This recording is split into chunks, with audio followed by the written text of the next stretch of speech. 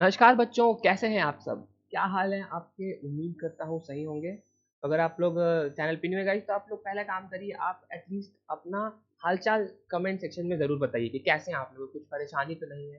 पढ़ाई-लिखाई में कोई दिक्कत तो नहीं आ रहा है? ऐसा कुछ दिक्कत तो नहीं है? ना?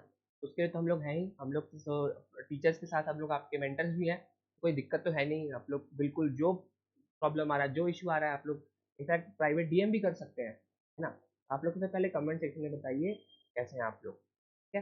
तो उम्मीद करता हूँ अच्छे होंगे। अगर हम लोग को आगे बढ़ने की बात की जाए, उस टॉपिक को उठाया जाए, तो आज हम लोग क्या डिस्कस करने वाले हैं? आज हम लोग डिस्कस करने वाले हैं अभी तक का one of the most important topic, yet easy, ठीक है? सबसे आसान टॉपिक भी है, बहुत आसान टॉपिक है, लेकिन मैं देखिए आपके लिए स्पेशली यहाँ पे स्टार लगा के आया हूँ, यहाँ पे स्टार मार्क लगा के आया हूँ, तो ये तो बहुत बहुत इंपॉर्टेंट है, ठीक है? इसमें 3 स्टार लगा सकते हैं हम लोग।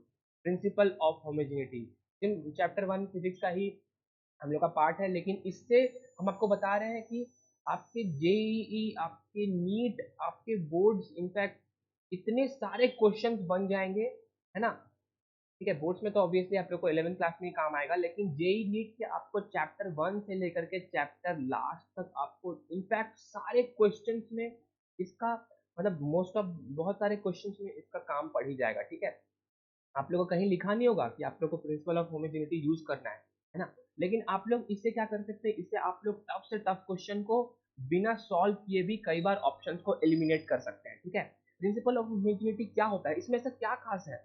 इसमें ऐसा क्या है जो बाकी बहुत सारे प्रिंसिपल से इसको अलग बनाता है, ये इसको इंपॉर्टेंट बनाता है? देखिए, इसको वेरी वेरी इंपॉर्टेंट का श्रेणी में हम लोग रखते हैं। ऐसा क्या है इसमें, ठीक है?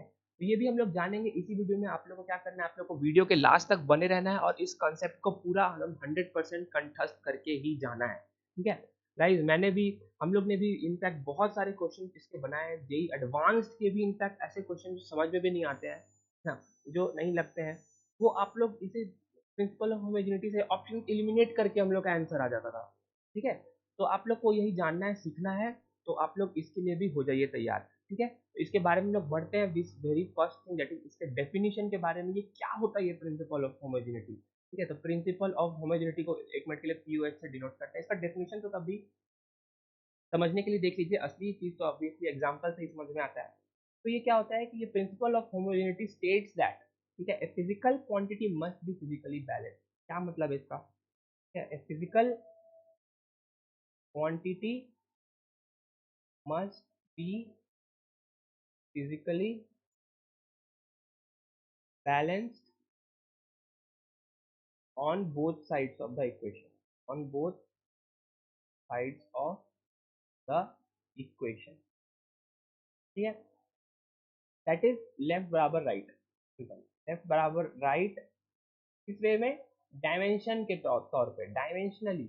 तो यहाँ पे ब्रैकेट में लिखे तो डायमेंशनली, डायमेंशनली क्या होना चाहिए? लेफ्ट हैंड साइड और राइट हैंड साइड हमेशा बराबर होना चाहिए। कहने का मतलब, इसका इसका हम लोग पहले थोड़ा सा एग्जांपल समझते हैं, इसका मतलब क्या है थोड़ा बहुत जानिए। जैसे हम लोग कोई भी दो क्वांटिटी को कंपेयर करते हैं, अगर हम लोग कंपेयर की बात करें, कंपेयर मतलब इक्वल टू का साइन डालना है, या लेस देन या इक्वल टू या ग्रेटर देन का साइन डालना है, तो हम लोग ऑब्वियसली सेम क्लास के चीजों को कंपेयर करेंगे, है कि नहीं? करेंगे, सेम क्लास की चीजों को कंपेयर करेंगे। हम लोग 5 सेंटीमीटर को हम लोग ऑब्वियसली 8 सेंटीमीटर से ही कंपेयर करेंगे ना, है ना? ऑब्वियसली ये तो इसका आंसर लेस देन होने वाला है। ऐसा तो नहीं करेंगे कि 5 सेंटीमीटर और लेट से हम लोग कर देते हैं कि इसके लिए हम लोग 8 केजी बोलते हैं, है ना? इसको तो हम लोग कंपेयर नहीं कर सकते, है ना? यही प्रिंसिपल ऑफ होमोजेनिटी का क्रक्स है।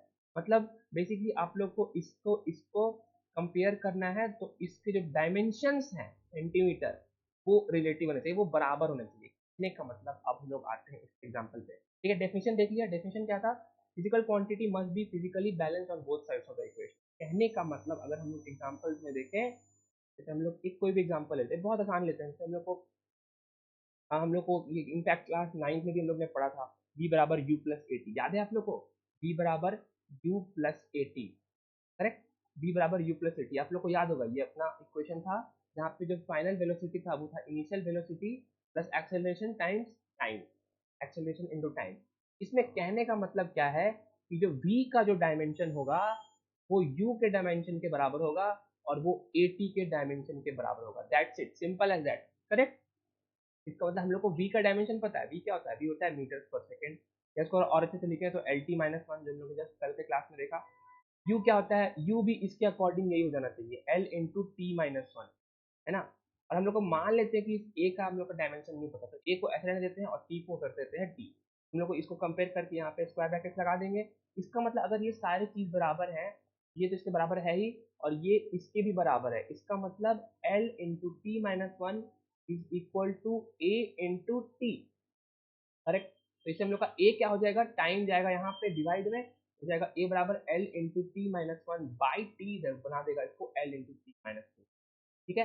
यानी हम लोग को क्रक्स क्या आया, क्रक्स ये आया कि हम लोग सिर्फ इक्वेशन को ही देख करके बता सकते हैं कि अगर हम लोग को v का डायमेंशन होगा एल टी माइनस वन, तो u का डायमेंशन क्या हो जाएगा again L T minus one, और हम लोग ने a का डायमेंशन अभी जस्ट तुरंत तुरंत निकाला, वो होगा l into T minus to, जहाँ पे l और t क्या है, लेंथ और टाइम का फंडामेंटल क्वांटिटी, ठीक है। v by U plus A T. इसके साथ हम लोग को और कोई, मान लीजिए हम कोई भी एग्जाम्पल देता है, जैसे हम लोग एक्सेलरेशन का हम लोग को एक और पॉइंट देता है, जैसे हम लोग फोर्स में बात कर सकते हैं, जैसे हम लोग मानते हैं F बराबर, हम लोग पता है फोर्स कुछ भी हो सकता है, हम लोग एक मिनट के लिए मान लेते हैं A plus B T square, ऐसा कोई इक्वेशन है हम लोग के पास, हम लोग को नहीं पता क्या है, लेकिन ऐसा कोई इक्वेशन है, तो हम लोग को क्या करना है, basically fundamental equation of principle of homogeneity बोलता है कि जो फोर्स है उसका डायमेंशन किसके बराबर होगा, वो एल एच बराबर आर एच एस के सारे इंडिविजुअल टर्म्स के बराबर होगा, ठीक है, जो प्लस के अंदर या माइनस के अंदर आते हैं। ए बराबर बी इंटू टी स्क्वायर, जहाँ पे क्या है, ए और बी कॉन्स्टेंट्स है, ठीक है।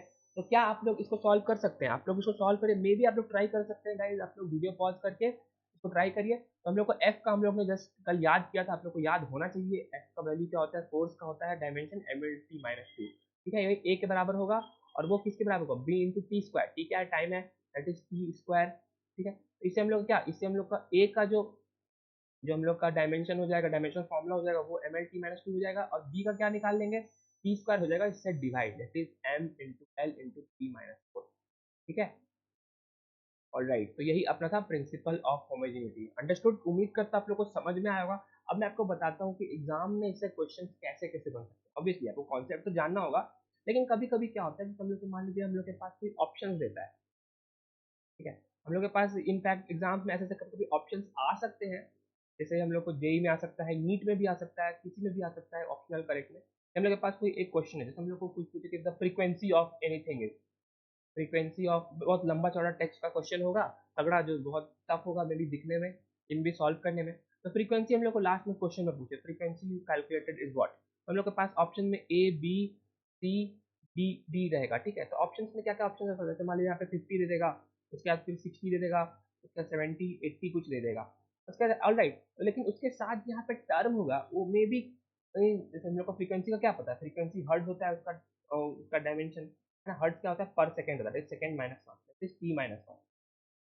तो 50 हम लोग के पास आंसर दे सकता है कि 50 इंटू लेट से हम लोग के टी माइनस वन दे दिया एक वाले में, है ना, दूसरे वाले में टी माइनस टू दे दिया, T minus three, T minus 3.5, ऐसा कुछ भी दे सकता है, ठीक है। ऐसा हर बार नहीं होगा, है ना, लेकिन बहुत सारे क्वेश्चन में ऐसा हो सकता है। आप लोग को इनफैक्ट ये क्वेश्चन सॉल्व करने का जरूरत भी नहीं पड़ेगा, आप लोग को ऑलरेडी पता होगा कि ये तो आंसर नहीं होने वाला है ना, क्योंकि टी माइनस टू तो फ्रीक्वेंसी का होता ही नहीं है, डायमेंशन माइनस थ्री भी नहीं होता है, माइनस 3.5 नहीं होता है, तो क्या आंसर बचता है, आंसर ये बचता है, ए बचता है, दैट इज 50 हर्ट्ज, तो ये हम लोग का आंसर हो जाएगा। ऐसा आपको इनफैक्ट मैंने गाइस जेईई एडवांस के क्वेश्चंस तक के लेवल में देखा है, ठीक है। तो आप लोग को ये बात जानना बहुत जरूरी है, काफी आसान टॉपिक है, one of the most easy topic yet one of the most important topics है, ठीक है। तो उम्मीद करते हो गाइस आप लोग को समझ में आया होगा। बेसिकली क्रक्स में कंफ्यूजन में डालूं, फिर से समरी करूं, तो एलएचएस और आरएचएस में डायमेंशंस बराबर होने चाहिए, that's it, simple as that. Definition आप लोग को याद करना कर सकते हैं, physical quantity must be physically balance on both sides of the equation, left और राइट डायमेंशनली, लेकिन इसका क्रक्स यही है,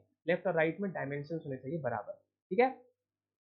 तो ऑल राइट गाइज, तो that's it for the video, उम्मीद करता हूँ आप लोग को ये पॉइंट समझ में आया होगा, मैं अपना बातों को, अपने पॉइंट को आप लोग तक पहुंचा पाया हूँ, ठीक है।